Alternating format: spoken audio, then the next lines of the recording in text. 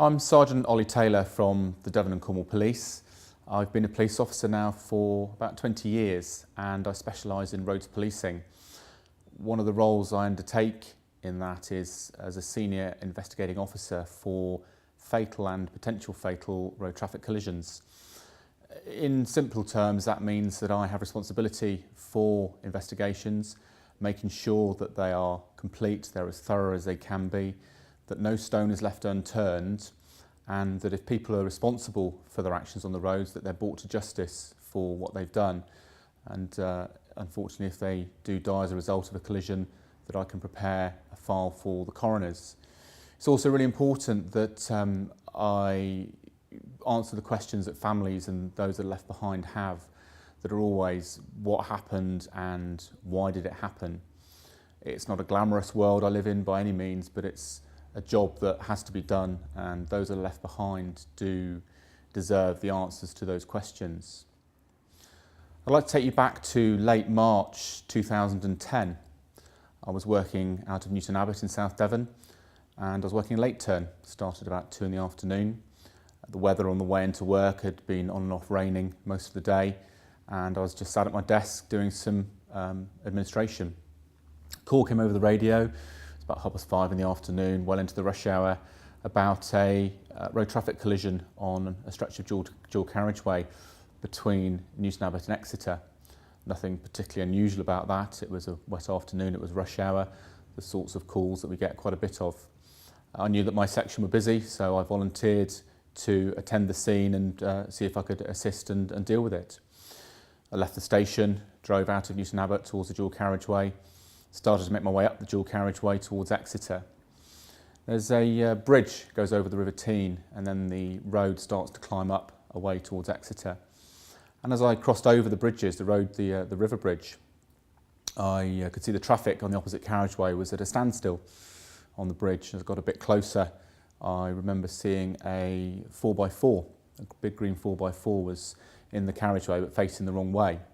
Again, I got a bit closer again, and as I drew level with the scene of the collision, I noticed a little small Peugeot was at about a 45-degree angle to the central reservation. And the side I could see, there was no obvious signs of damage. It seemed fairly intact to me. And I distinctly remember seeing 2 women stood on the opposite side of the car from where I was, who were pointing at the car. I had no idea what they were pointing at, I couldn't see. I continued up the dual carriageway to the next junction, turned around so I was on the right side of the road, made my way through the queue of traffic to get to the head of the queue. And at that point, realised I was the first member of the emergency services to arrive that day. Parked my car, got out, started to walk towards the scene, started taking in everything I possibly could, then suddenly saw what the 2 women were pointing at. And the passenger side of the Peugeot was completely destroyed, huge amount of damage to the car. And I could see it had a single occupant that was slumped, a male, slumped against the dashboard in the front corner. And my first thought was, where's the driver? There was nobody in the driving seat. And I took a bit of a closer look and realised that that was the driver. Their legs and lower half of their body were still down in the driver's footwell, and the rest of the upper body was up against the passenger side, right against the dashboard. I went round to the driver's side of the car, opened the door, took a look into the car and realised that there was absolutely nothing I could do for that driver, nothing at all, they were already dead. And I got out, closed the door very, very carefully, walked away back round the car. And I'll never forget the look of sheer horror on the faces of the 2 women that had been pointing at the car, that I wasn't even going to attempt first aid. What I could do was just shrug my shoulders, really. I've spent 20 years as a police officer. I know a dead body when I see one, and I know when somebody's beyond help. Fortunately, about that sort of time, a paramedic turned up, stopped on the opposite carriageway. I looked at them, shrugged my shoulders and just shook my head at them. They were kind enough to get a blanket out of their car for me, and between us we put a blanket over the body in the car to provide some form of dignity for that individual. Once I'd established that it was a fatality, I knew I had a role to perform. I had to get other specialist resources, specialist colleagues to attend the scene and to assist me in starting the investigation. Well, again, while looking around the scene, there were 3 people. I remember seeing 3 people sat near the 4x4 that was about 200 odd metres away from where the Peugeot was, facing the wrong way in the carriageway. And they were just sat on the central reservation, just not really doing a huge amount. It established that they actually were the occupants of this 4x4. So I sent one of the next paramedics to attend down to check them that they were okay, as clearly that vehicle had been involved as well. And going down to the vehicle, realised, looking at the damage, that the vehicle had rolled at least twice, possibly more times than that, down the dual carriageway. And those 3 occupants appeared to have minor injuries, cuts and bruises. They were all taken off to Torbay Hospital for a check-over and for treatment. Other resources arrived, other colleagues arrived, and we set about trying to investigate what had happened, why this collision had occurred. The one thing I remember about the scene that night was, despite being during rush hour and on a very busy piece of dual carriageway in fairly poor weather, was how quiet the scene was. It was an eerie silence had come across the whole scene. Despite all the busyness around me, it was just so quiet. That was until a mobile phone started to ring inside the Peugeot. So I went back into the Peugeot and found a mobile phone. It was underneath the body of the male that was in the car. And I picked it up and looked at the screen and just saw the word mum on the screen. I had no choice but to cut the call. There was no way that I was going to answer a phone and break that sort of news over a mobile phone call. Again, a few minutes later, the phone rang again. Again, it was the same name. Mum came up on the screen. Again, I had no choice, had to cut that call.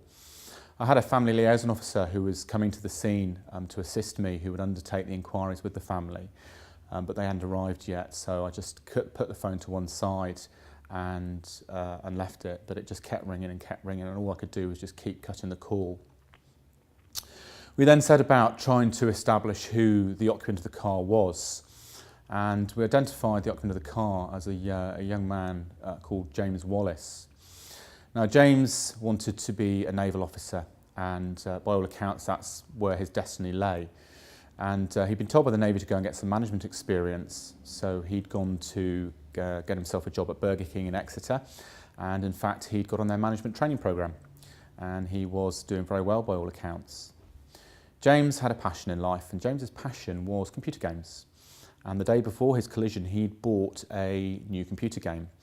He'd stayed up the night before, the Sunday night, till quite late. His friends that he lived with in Exeter said about half 3 in the morning he was still playing his new computer game. He then got up at 7 o'clock and went to work. He was in work on time that day, had a fairly busy shift till about 4 p.m. And his intention was to drive to see his mum in Brixham. He was going to go and have tea with his mum. He wanted to pop to the garage where he'd bought his car. He wanted them to check something over for him. So James was travelling from Exeter down towards Brixham. He was a little bit late for the garage. The garage was shutting at about 5:30, 5:45, and he was pushed for time. It was established during the course of the inquiry that James's car at the point of the impact was doing nearly 90 miles an hour in fairly poor weather. What had happened was James had come over the brow of the hill down towards the junction at the Penny roundabout at Newton Abbot, and hadn't anticipated or seen the traffic in front of him slowing down. He'd then reacted and he'd lost control of his car, first of all going off to the near side, and then the car went into a sideways slide and impacted with the back of the Vauxhall Frontera. The force of the impact was so great that it caused the Vauxhall Frontera to flip straight over and roll down the dual carriageway 2 or 3 times. Talking to James's family and friends, they all said that he always wore his seatbelt. Every single time he was in the car, he wore his seatbelt.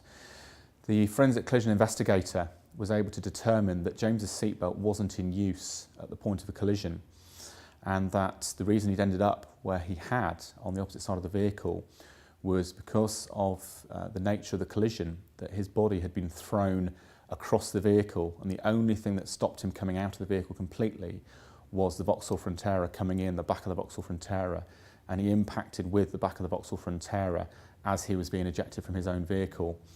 The only saving grace, if there is one in these circumstances, is that James was probably killed instantly. He probably knew nothing about what had happened. James was also fatigued as well. He was tired. He'd not had enough sleep. which meant that his reactions weren't as they should have been. He wasn't fully concentrating on what he was doing. Now, any one of these can cause collisions, can end up proving fatal. No seatbelt, excess speed, and driving while fatigued. James, unfortunately, all three of them did prove fatal for him. Now, when the family liaison officer turned up at the scene and I explained what we had, I explained about the mobile phone. The mobile phone rang again.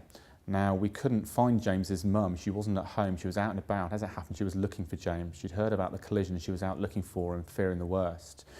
My colleague had no choice but to break the news of what had happened to James over the phone. I can still hear James's mum screaming down the phone at my colleague. I was stood about 20 or 30 feet away, and I could hear her screaming at him that it wasn't her son. He was wrong. It couldn't have been her son. James never got to see his mum again. James's mum, however, did get to see him one more time, and that was to identify his body in the mortuary at Torbay Hospital. All we'd say is, always wear your seatbelt, don't drive at excess speeds, and don't drive if you're fatigued or tired.